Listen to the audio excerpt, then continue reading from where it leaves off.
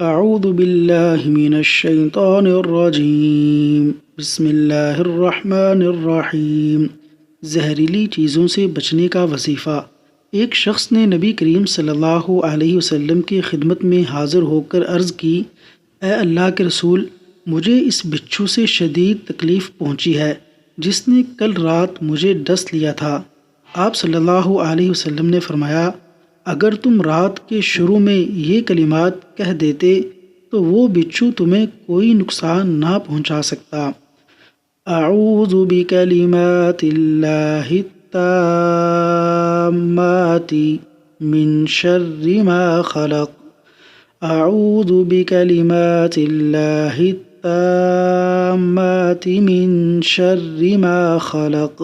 ترجمہ: میں اللہ کی پیدا کردہ ہر مخلوق کے شر سے اس کی کامل ترین کلمات کی پناہ میں آتا ہوں۔ صحیح مسلم۔